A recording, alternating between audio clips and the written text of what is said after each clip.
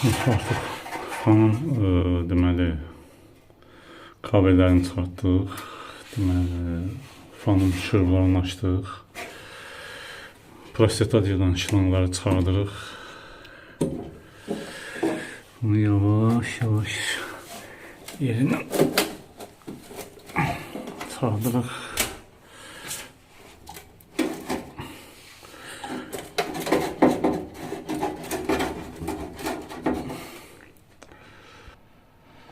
Fanı çıxartdıq.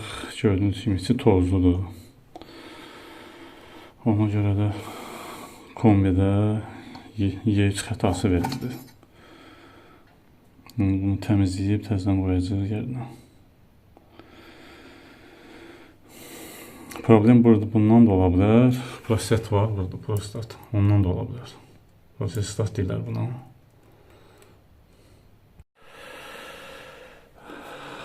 Artıq biraz içində toz var idi. Onu şotka ilə təmizlədim.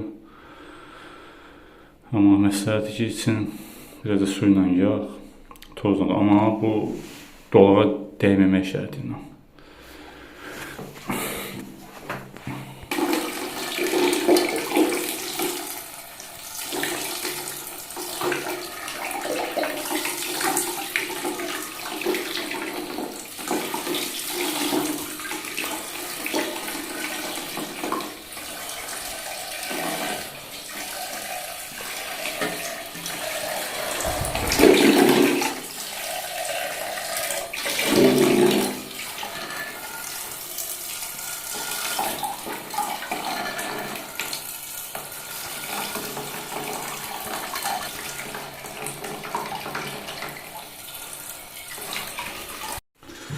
Fanı da təmizləyib qoyduq yerinə yoldaşlar.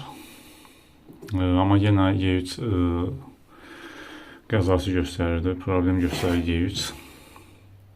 Y3-də deməli ya bu bacanı təmizləməlisiniz, ya fanı təmizləməlisiniz.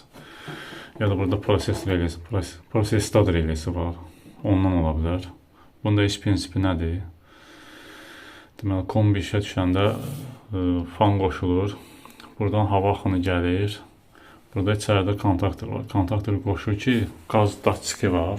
Qaz datçikini icazə versin qoşulmalar. Qaz datçiki açılır.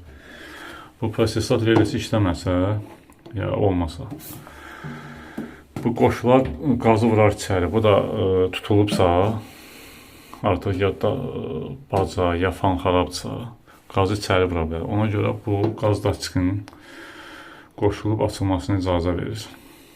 İndi bunu da yoxlayacağıq. Yavaş-yavaş yəni göstərəcək inşallah.